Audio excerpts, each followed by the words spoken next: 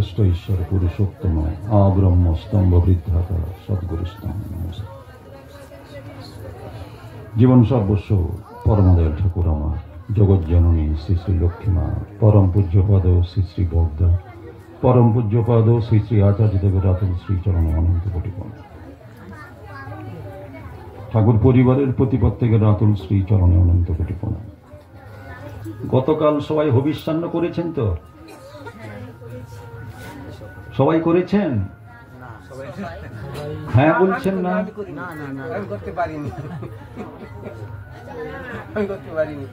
গতকাল পরম দয়াল শেষে ঠাকুরের মহাপ্রাণ তিথি ছিল, তাই প্রত্যেকের ভবিষ্য গ্রহণ করা উচিত, কিন্তু অনেকে করেননি, অনেকে না জেনে করেননি, অনেকে জেনে করেননি। সেটা তো পরের কথা, দুবার কি চারবার সেটা পরে। আমি গতকালের কথা বলছি। ঠাকুর বলছেন কি জানেন তো, অদৃষ্ট বলে কিছু নেই, আমরা জেনে করি না।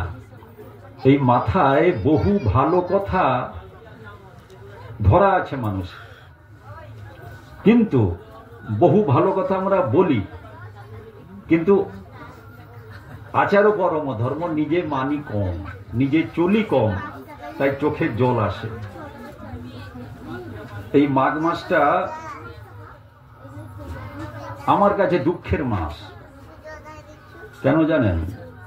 এই মাঘ মাসে পরম দয়াল চলে গেছিলেন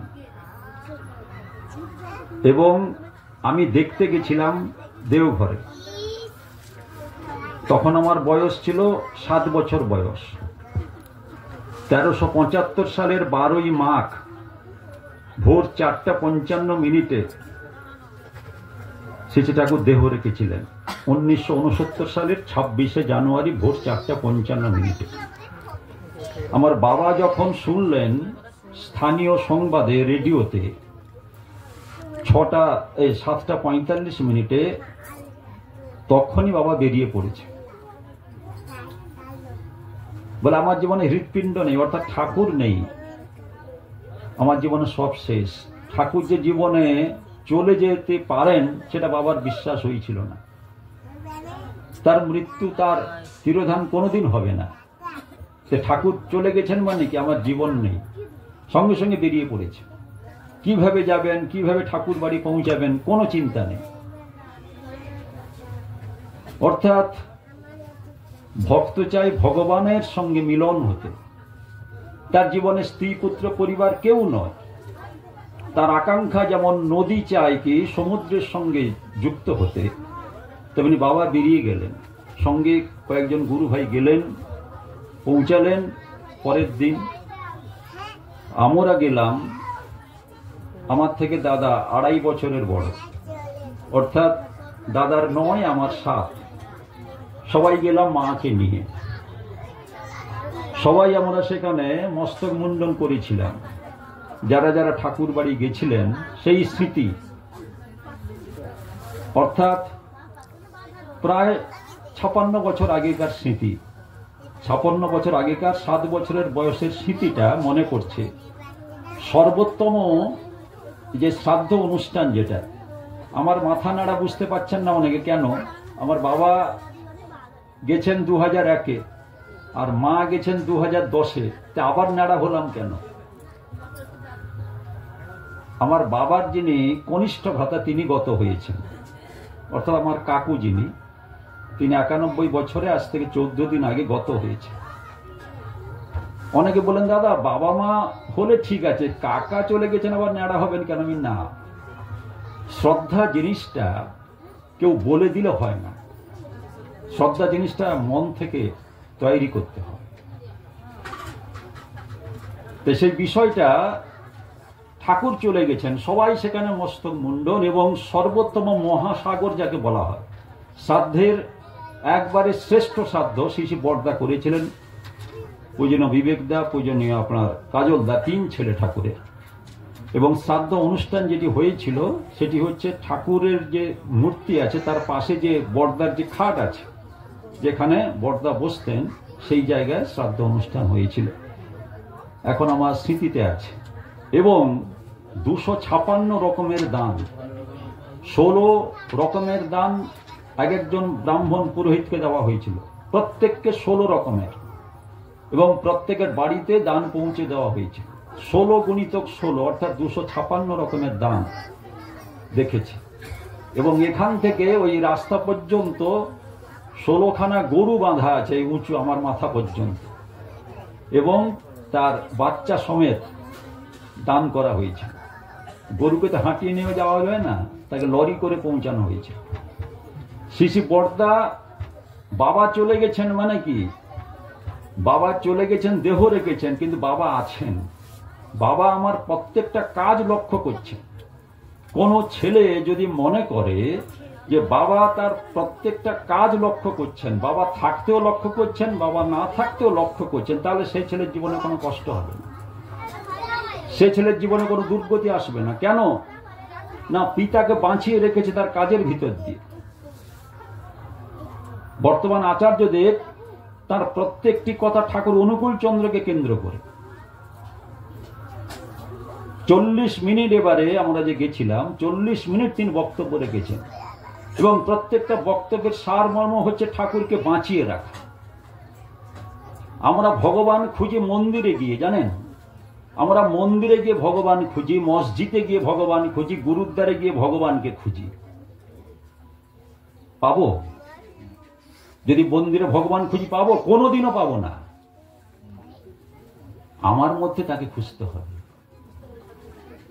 আমি যদি মনে করি ঠাকুর বাড়িতে গিয়ে আমার জীবনে পরিবর্তন হলো না, তার মানে কি আমি খুঁজে যাচ্ছি।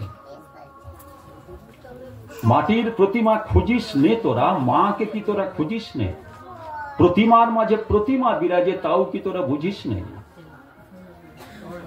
মা সরস্বতী মার পুজো করলাম, পুজো করার সঙ্গে সঙ্গে ঘট বিসর্জন হয়ে গেল, মা সরস্বতী এখনো দাঁড়িয়ে আছেন কিছু কিছু জায়গায়। কেন না, তুমি ফাঁকাতে থাকো, আমি কিন্তু ঘরের মধ্যে থাকো। আমি চাদর গায়ে দিয়ে বসবো, আমি ফ্যানের তলায় থাকবো, তুমি কিন্তু রোদে দাঁড়িয়ে থাকো। আমি তখন ভাবি যে আমাদেরই ঘরের ছেলেরা সরস্বতী পুজো করে, আমাদের ঘরের ছেলেরা কালী পুজো করে, কিন্তু বাবার কাছ থেকে শিখছে কি, মার কাছ থেকে শিখছে কি? আজকে সৎসঙ্গ আমাদের সুব্রতদা বললেন, আমাদের বিষ্ণু সপ্রদা বললেন, অনেকে আপনারা বলতে পারেন, কিন্তু বলবো কার কথা? এক মাতৃভক্ত সন্তানের কথা বলতে হবে। এক মাতৃভক্ত সন্তান ঠাকুর অনুকূল চন্দ্র, নাকি? যখন মা চলে গেলেন, মা যে চলে যেতে পারেন তা ঠাকুরের বিশ্বাস হয় না। মাকে নাড়াচ্ছেন, মা তুমি কথা বলো, মা তুমি জেগে ওঠো। মা তো চিরনিদ্রায় শায়িত। ঠাকুরের তখন 49 বছর কিছু মাস বয়স। তাহলে মা চলে যাবেন এটা তার বিশ্বাস হচ্ছে না। নাড়াচ্ছেন, মা তুমি তাকাও, মা তুমি কথা বলো, হাউ হাউ করে কাঁদছেন। ঠাকুর তখন বাবা হয়ে গেছেন, বড়দা ছোটদা সবাই হয়ে গেছে। শিশুর মতন সরল হয়ে ধর্মরাজ্যে প্রবেশ করতে হয়, নাহলে তাকে চেনা যাবে না। আমি ডাক্তার, আমি ইঞ্জিনিয়ার, আমি ব্যারিস্টার, আমি অমুক অমুক দিয়ে আমি তার সামনে গেলাম, তাকে আমি চিনতে পারবো না। তা ঠাকুর বলছেন কি, মন সরল, মধুর বচন, বুক ভরা প্রেম। তিনটা, মন সরল, মধুর বচন আর বুক ভরা প্রেম মুক্তির প্রধান উপায়। আজকে আমাদের বিশ্বাসে ভাঙন হয়, আর বিশ্বাসে ভাঙন হয় বলে আমি ঘরে কষ্ট পাই।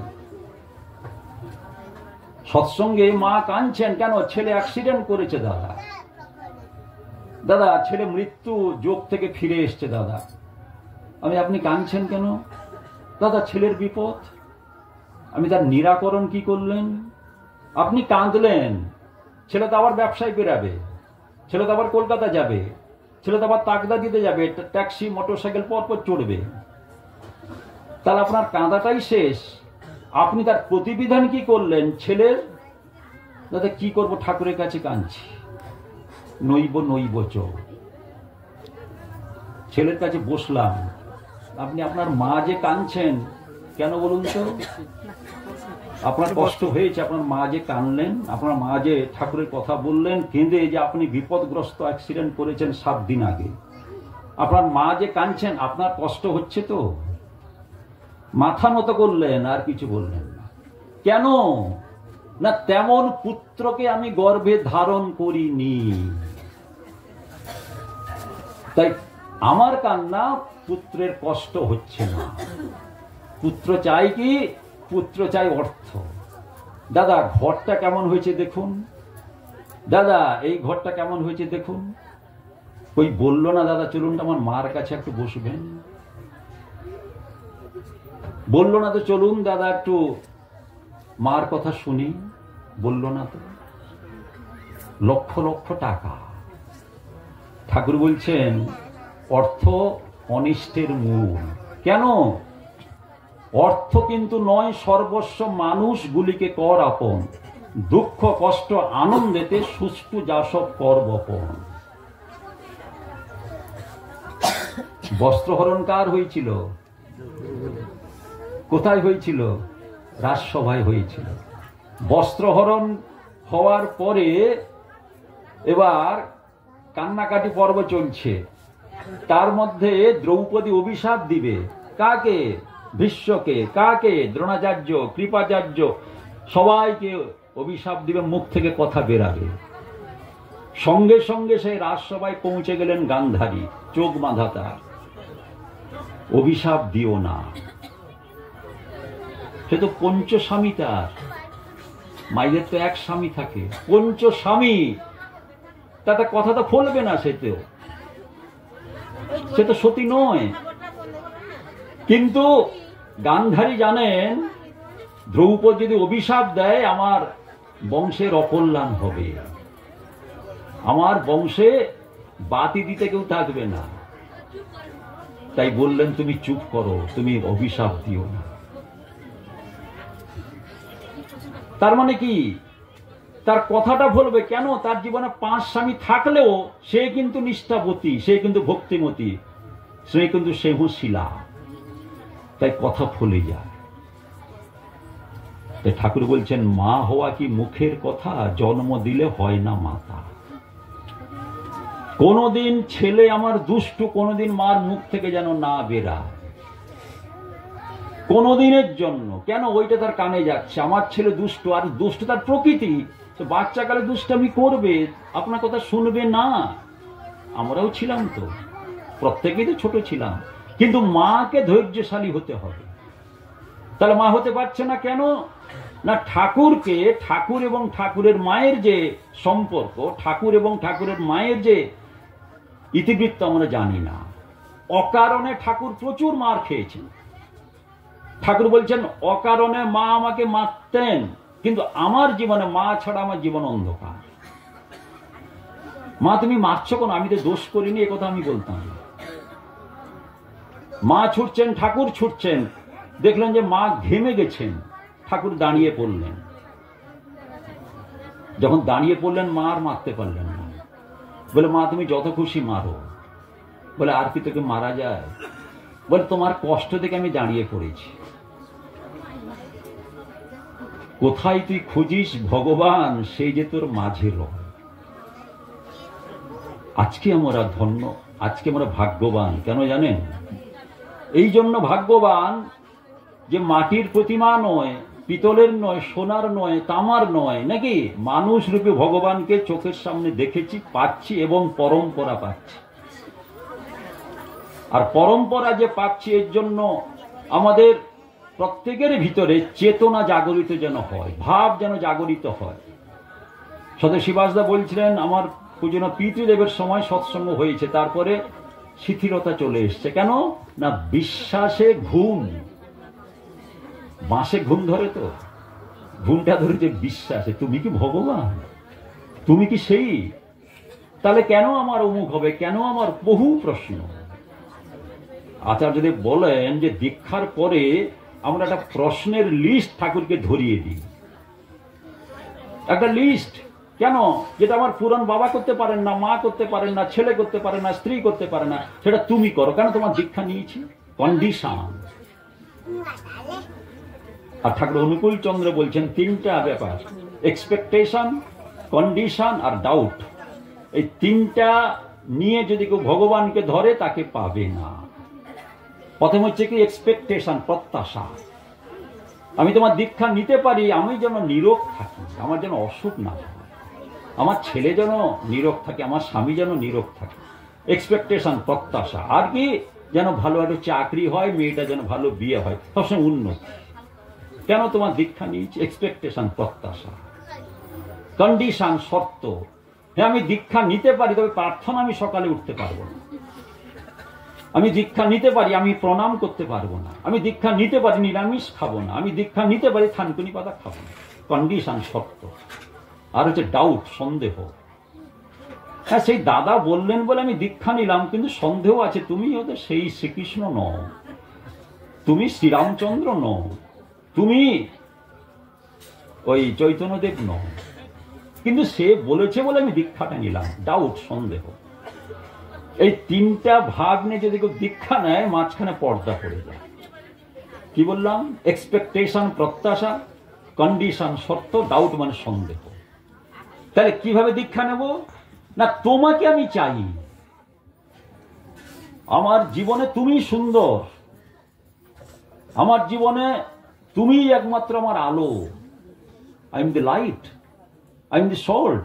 আমি পৃথিবীর আলো, পৃথিবীর লবণ। আলো জ্বলছে বলে আমাকে চিনতে পারছেন, আপনারা বসছেন, আমি দেখতে পাচ্ছি। আলো যদি না জ্বলে, চোখের কোনো ক্ষমতা নেই নাকি আমাকে চিনিয়ে দেওয়া। প্রভু যিশু বলছেন, আই এম দ্য লাইট, আমি পৃথিবীর আলো, আই এম দ্য সল্ট, আমি পৃথিবীর লবণ। লবণ ছাড়া তরকারি হয় না। তাই জীবনে চাই কি আমি, এটা ভাবতে হবে আপনাকে। আমার বাবা আমাকে কি দিলেন? আমার বাবা 2 বিঘা ছেড়ে 10 বিঘা করেছেন, ওইটা ছেলের নামে লিখে দিলেন, কিন্তু আমার ঠাকুরকে দিলেন না। বাবা, তুমি আমার ঠাকুরকে দাও। কোন বাবা রোগ শয্যায় শায়িত, 1 কাঠা জমিও নেই, 1টা টাকাও নেই।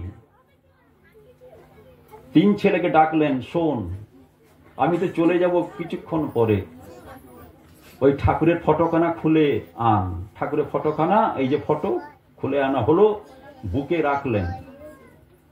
3 ছেলেকে বললেন, এই সম্পদ তোদের আমি দিলাম, যত্নে রক্ষা করবি। এই সম্পদের কি মূল্য? ব্যাংকে টাকা নেই, জমি নেই, কিচ্ছু নেই, তুমি গিয়ে 4টা ফ্রেমের মাঝখানে কাঁচের ভিতরে একটা প্রতিকৃতি, আবার কি সম্পদ?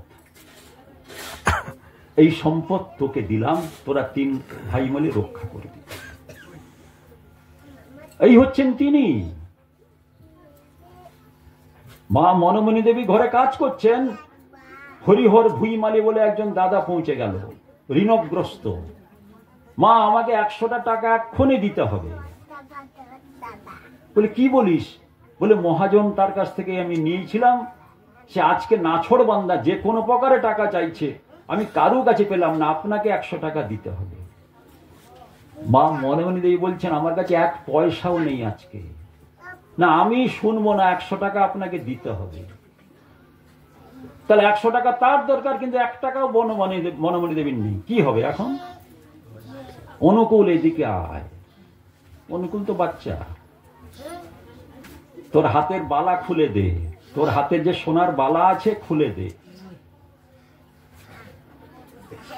মা বলেছেন, খুলে দিলেন সোনার বালা, খুলে দিয়ে মাকে দিলেন। মা চলে গেলেন বন্ধক দিতে। বন্ধক দিয়ে 100 না 150 টাকা আনলেন। আনার পর সে হরিহর ভুইমালিকে, হরিহর এটা নিয়ে যা, আর কিছু লাগবে? না না, 100 টাকায় আমার হয়ে যায়। আমরা পারবো? টাকা নেই, তুমি বাড়ি থেকে উঠো। পারবো যে সোনার গয়না ছেলের হাত থেকে খুলে তাকে বন্ধক দিয়ে এনে টাকা তাকে দেওয়া? পারবো আমরা? সারা চিন্তা করবেন আজকে যে অভিদা যে বলে গেছিলেন, কে তিনি? সাধনার দ্বারা এই গর্ভকে আনতে হয়। পুণ্যপথিতে প্রথম দিবসের প্রথম কথা হচ্ছে, আমি চাই শুদ্ধ আত্মা। আত্মার খাদ্য কি? চলচ্চিত্তং চলজ্বিত্তং চলজ্জীবন যৌবনম চলাচলং ইদং সর্বকৃত্যজ্যস্য সহজীবতি বাসাংশে জীর্ণানি যথা বিহায় নমানি গিন্নাতে নরপরাণি তথা শরীরানি বিহায় জেন্না নন্নানি সংজাতি রবানি দেহি নৈনং ছিন্দন্তি শস্ত্রাণি নৈনং দহতি পাবক ন চৈনং প্রদয়ন্তাপ ন শোচতি মারুত। তার মানে কি? আত্মার খাদ্য কি? আত্মার খাদ্য নাম, এই যে হরি নাম, নাম চলছে। আত্মার নৈনং ছিন্দন্তি শস্ত্রাণি, তাকে ছেদন করা যায় না। নৈনং দহতি পাবক, তাকে সিক্ত করা, শুষ্ক করা যায় না। তাহলে ছেদন করা, শুষ্ক করা, দাহ্য করা যায় না, তাকে সিক্ত করা যায় না। আত্মা অবিনশ্বর। কিন্তু আত্মা কি চায়? আত্মা চাই নাম, নামের সঙ্গে যুক্ত হতে। আমি তো নাম করি না, আমি তো দীক্ষা নিইনি, তাহলে আমার দেহ পবিত্র হবে কি করে? হরে কৃষ্ণ কৃষ্ণ কৃষ্ণ হরে হরে, হরে রাম রাম রাম হরে হরে। আমার দাদা যে বলেন, সুব্রত দা, আমি গেছিলাম বেলদা থেকে আরো দূরে, 25টি খোল একবারে লাইনে বসিয়ে দিল। আমাদের সৎসঙ্গের পরে কীর্তন হবে, প্রত্যেকে প্যান্ট শার্ট পরে মোটর সাইকেল করে এসছে, সব ধুতি আর হলুদ জামা পরে ফেলল। তারপরে খোল বসে গেল, তার আগে ওই আঙ্গুলের মধ্যে যেগুলো খেতে হয় সেসব খাওয়া হয়ে গেল, তারপর কীর্তন করতে বসলো। আচ্ছা, মহাপ্রভু কি এটা খেতেন? এই যে দু হাতের মাঝখানে আমি খোল বাজাচ্ছি, খোল বাজানোর আগে খেটে চলে এলাম খোল বাজাতে। আমার মহাপ্রভু কি খেতেন? এই যে খোল পবিত্র জিনিস, খোল যেমন পবিত্র, আমি তেমন পবিত্র তো। আমি আমার মাকে বাবাকে প্রণাম করে কি আমি খোল বাজাতে এসছি? চিন্তা করুন তো। আমি দীক্ষা নিইনি, আমি কাউকে ধরিনি, কিন্তু বাবা মার ভিতর দিয়ে তো এসছি। তাহলে সেই বাবা মাকে প্রণাম করে কি আমি হরিনাম করতে এসছি? তুই যদি তোর গুরুকে নিয়ে চলতে নারিস পাকা, তোকে নিয়ে চলছে যারা তারাও হবে ফাঁকা। আমরা সব ঠিক করি আমাকে বাদ দিয়ে। তাই ঠাকুর বলছেন, মানুষ দুঃখ চায় না, কিন্তু দুঃখ যাতে আসে তাই কাম করে, আর দুঃখ পেলে আফসোস করে। কেউ দুঃখ চায় না। ছেলে ফেল করে কেউ চায়? পড়িয়েছে, টিউশন দিয়েছে, ফেল করছে কেন? যে পড়াকে আমি ভালোবাসতে পারিনি। তুমি খরচা করেছো, কিন্তু আমি তো পড়াকে ভালোবাসতে পারিনি, তাই ফেল করেছি। জীবনে অঙ্ক করতে হয়, জানেন তো, সরল করা জানেন তো। রৈখিক বন্ধনী আগে, প্রথম বন্ধনী, দ্বিতীয় বন্ধনী, তৃতীয় বন্ধনী, যোগ বিয়োগ গুণ ভাগ, তবে উত্তর মিলবে। এই সংসারটাও সরল করা। যা ইচ্ছা তা করবে তুমি, তা কিন্তু রে চলবে না। ভালো ছাড়া মন্দ করলে পরিস্থিতি ছাড়বে না। ছেলে ডাক্তার হয়েছে 2 বছর, 2 বছর ডাক্তার হয়েছে, এমবিবিএস পাস করে ডাক্তার হওয়ার পরে মার কি আনন্দ, মাস ফোরালে 1 লক্ষ টাকা আমার ছেলে পাচ্ছে সরকার থেকে, আর তো চেম্বার করছে। আমি মাকে বললাম, ছেলেকে সাবধানে রাখবেন। দাদা, হ্যাঁ আমার ছেলে ভালো, এক ছেলে আমার নয়নের তারা, তারে না দেখিলে হৃদয় হারা। 2 বছর পরে মার ছেলের যুক্ত চিহ্ন জায়গায় বিযুক্ত চিহ্ন হয়ে গেল। দাদা, আমার ছেলেকে একটু বলুন। আমি কি বলবো? আপনার ছেলে ডাক্তার হয়েছে তো, আর কি বলবো, সে তো মানুষের চিকিৎসা করে। দাদা, টাকা পকেটে ঢুকতে ঢুকতে না ছেলে আমার থেকে দূরে সরে যাচ্ছে। অজান্তে এমন কাজ করছে, লোকে এসে আমাকে বলছে আপনার ছেলে উমুক করছে তমুক করছে। আর আমার ঘরের কাছে জানেন তো দীঘা আছে, মন্দারমণি আছে, তাই খারাপ হওয়ার রাস্তা কামিনী কাঞ্চন। ঠাকুর বলছেন, দেখ, ভগবানকে যদি ওই ফ্রেমের মধ্যে রেখে দেয় বন্দি করে, তাহলে জীবনটাও তার বন্দি হয়ে যাবে। এখন মা আলাদা, ছেলে আলাদা। দাদা, কেন এমন হলো? আমি দেখুন, তরকারিটা রান্না হয়েছে, তরকারিটা যতক্ষণ না খাচ্ছেন তরকারি কেমন হয়েছে কেউ বলতে পারবে না। ঠাকুরকে রেখেছেন আপনার গানের মধ্যে, ঠাকুরকে রেখেছেন আপনার ওই সত্যানুসরণের ভিতরে, ঠাকুরকে রেখেছেন শতনুজ্ঞার ভিতরে, ঠাকুরকে রেখেছেন ওই দেব ঘরে গিয়ে, ঠাকুরকে রেখেছেন সৎসঙ্গে গিয়ে, ঠাকুরকে নিজের ভিতরে রাখেননি। বর্তমান আচার্যদেব ঠাকুর বাড়িতে একজন মা তার ছেলেকে নিয়ে গেছে। আমি প্রণাম করে পাশে দাঁড়িয়ে আছি। মা বলছেন, দাদা, আমার ছেলে বিরাট প্রচন্ড দুষ্ট, তাকে একটু বলে দেন যেন দুষ্টামি না করে। আমার শোনার ইচ্ছা, দাদা কি বলেন? প্রত্যেকের ঘরে তো এই সমস্যা। আচার্যদেব বলছেন, মা, ছেলেকে ঠিক করতে গেলে বাবা মাকে ঠিক হতে হয়। কথাটা শুনে কি আনন্দ লাগলো। ছেলেকে ঠিক করতে গেলে বাবা মাকে ঠিক হতে হয়। জন্ম দিলে হয় না মাতা, মা হওয়া কি মুখের কথা। বিয়ে যখন হয় তখন সানাই বাজে নাকি, প্যান্ডেল হয়, ভালো মন্দ খাওয়া হয়। সেই বিয়েটা বিরহে হয়ে যায় কেন যত দিন যায়? কেন দুঃখের হয়? আমার ছেলে আমার মেয়েকে তো বিয়ে দিলাম, কত সানাই, কত আলো, কত মানুষ খেলো। 5 বছর পরে, 10 বছর পরে, 20 বছর পরে দুঃখ কেন? আনন্দ দিয়ে তো জীবন শুরু। ও যোগ্য স্ত্রী হতে জানে না, ও যোগ্য স্বামী হতে জানে না, তাই জীবনে দুঃখ। সে নার্স, সে ভালো গান করে, সে ভালো চাকরি করে আমার মেয়ে, কিন্তু আমার মেয়ে তার স্বামীকে দেবতা মনে করে না। তাহলে গর্ভে শ্রীকৃষ্ণ আসবে না গর্ভে কংস আসবে? কে? কংসের কর্ম করলে কংস, শ্রীকৃষ্ণের কর্ম করলে শ্রীকৃষ্ণ। এ তো মাটির পুতুল নয় যে তৈরি করব আমি। ঠাকুর বলছেন কি, আগে তুমি নারী হও, উপযুক্ত স্ত্রী হও, পরে মা হতে যেও।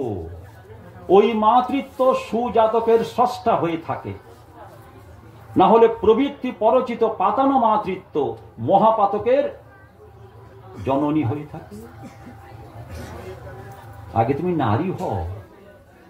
তা নারী হতে গেলে কি হতে হবে? বাবার বাড়িতে শিখতে হবে। শিখবো কার কাছ থেকে? এইখানে। সত্তা সচ্চিদানন্দময়, অসৎ নিরোধী সতই সচ্চিদানন্দের পরিপোষক যা, তাই ধর্ম। ধর্ম মূর্ত হয় আদর্শে, আদর্শে দীক্ষা আনে অনুরাগ, অনুরাগ আনে বৃত্তি নিয়ন্ত্রণ, বৃত্তি নিয়ন্ত্রণ আনে ধৃতি, ধৃতি আনে সহানুভূতি, সহানুভূতি আনে সংহতি, সংহতি আনে শক্তি, শক্তি আনে সম্বর্ধনা। ধৃতি থেকে আসে প্রণিধান, প্রণিধান থেকেই আসে সমাধি, সমাধি আনে কৈবল্য, তৃষ্ণার একান্ত নির্বাণ, মহাচেতন সমুত্থান। কার কথা? 16 লাইন পড়ব। নারী নীতি খুলুন, তার প্রথমে আছে। আমি নারী নীতির ভিতরে যাচ্ছি না। সত্তা সচ্চিদানন্দময়, সবসময় আনন্দে থাকতে চায়। কেন?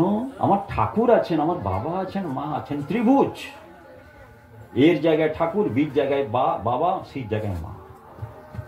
নাই বা থাকলো অর্থ, নাই বা থাকলো বস্ত্র, নাই বা থাকলো পাকা বাড়ি, আমার মতন ধনীকে কেন? আমার ঠাকুর আছেন, আমার বাবা আছেন, মা আছেন। ঘর থেকে যখন আমরা বেরিয়েছি, ঠাকুর ঘরে ঢুকে প্রণাম করে এসছি তো। ঘর থেকে যখন বেরিয়েছি, বাবা মাকে প্রণাম করে এসছি তো। প্রত্যেকটা সৎসঙ্গে যখন যাব, 3 জনকে প্রণাম করে আসতে হবে। স্ত্রী যেন স্বামীকে প্রণাম করে যায়। ঠাকুর বলছেন কি? স্বামীতে স্ত্রীর নাইকো নিষ্ঠা, স্ত্রীতে স্বামীর নাইকো টান, এমনতর চলন যাদের শ্রদ্ধা হারা হয় সন্তান। যেভাবেতে স্বামীকে স্ত্রী করবে উদ্দীপিত, তেমন তোর এই সন্তান পাবে তেমনি সঞ্জীবিত। তোমার চোখের জল ফেলতে হবে না, তোমার গোড়া যদি ঠিক থাকে, তোমার চলা যদি ঠিক থাকে, তোমার ভাব যদি ঠিক থাকে, তোমার বিশ্বাস যদি ঠিক থাকে। তাই ঠাকুর বলছেন, কোন আদর্শ মহাপুরুষকে জীবনে জীবন্ত করে ধর্মকে যদি চরিত্রে রূপায়িত করতে না পারো, তুমি যেমন তোর প্রেমিক হও, যেমন তোর সাধু মহাপুরুষ হও, যেমন তোর ধর্মাত্মা হও, সেগুলো ব্যর্থতারই বিকৃত উৎস। ঠাকুর অনুকূল চন্দ্রের ধর্ম মানে শুধু ইষ্টভীতি নয়, থানকুনি পাতা নয়, নিরামিষ খাওয়া নয়, আচারও পরম ধর্ম। ধর্ম যদি না ফুটলো তোর সংসারের প্রতিকর্মে, বাতিল করে রাখলি তারে কি হবে তেমন ধর্মে।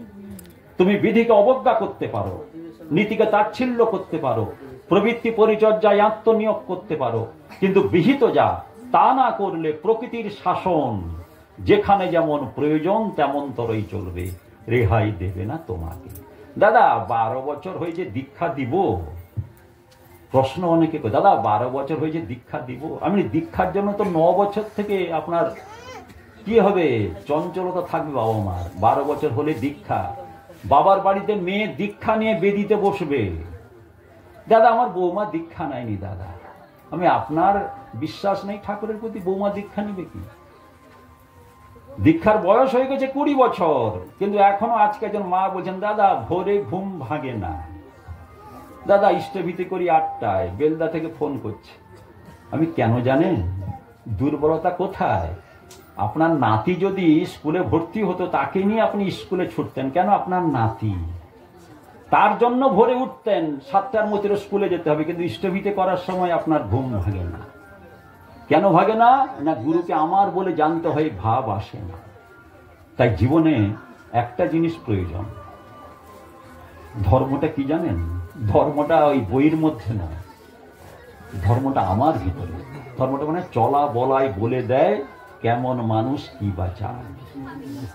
তাই এই অঞ্চলে শুধু নয়, সব জায়গায় সবার ভিতরে নাকি ঠাকুরত্ব সত্যানুসরণে আছে।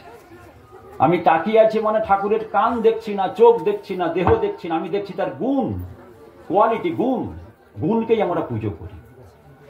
তেমন তোর মানুষ যেন আমার বই ওঠে। আর তখন দেখবেন সৎসঙ্গের জোয়ার বইবে। আবার জোয়ার, প্রতি ঘরে ঘরে সৎসঙ্গ ছাড়া ঠাকুর ঠাকুর সবাই মেতে উঠবে। আর সেইটাই জীবন, সেইটাই চলা, সেইটাই বলা, সেইটাই ভাবা। পটাশপুর সৎসঙ্গ কেন্দ্রে প্রতি মাসে মাসিক সৎসঙ্গ হয়, সবাই মিলে যাবেন। বাবা গেল, স্ত্রী গেল, বৌমা গেল নয়, সবাই মিলে তালা বন্ধ করে যাবেন। কেন না, একটা জিনিস কর্মের ফল, আর কর্মের ফল খণ্ডন হয় কানে যখন শুনবো, চোখে যখন দেখবো, হাতে যখন করবো। আর সেইটাই হচ্ছে জীবন, সেইটাই হচ্ছে চলা, সেইটাই হচ্ছে ভাবা, সেইটাই হচ্ছে কর্ম। তাই নিবেদন, অনুরোধ, বিশেষ করে যারা দীক্ষা নিয়েছি, নিষ্ঠাসহ নাম পুরাই মনস্কাম। ওই সদা নামের মধ্যে থাকবেন, নিষ্ঠা সহকারে ইষ্টভীতি করবেন, ইষ্টভীতি পাঠাবেন, মাথাটা নত করবেন ঠাকুরের কাছে, মাথা নত করব পিতামাতার কাছে। আর তখন দেখবেন স্ত্রী আপনাকে প্রণাম করবে। আগে আমি যেন ঠিক থাকি, আমার চলা, আমার ভাবা, আমার কর্ম এবং আমার চিন্তা যেন ইষ্টমুখী হয়। সেইটাই হচ্ছে জীবন, সেইটাই হচ্ছে একমাত্র তপস্যা। পরম পিতার আতুল চরণে আপনাদের প্রতি প্রত্যেকের পরম শান্তি, স্বস্তি, আনন্দ, মঙ্গল, কল্যাণ, ইষ্টচ্ছল, সুদীর্ঘ নিরোগ জীবন প্রার্থনা করে এখানে শেষ করছি। জয় গুরু, বন্দে পুরুষোত্তম।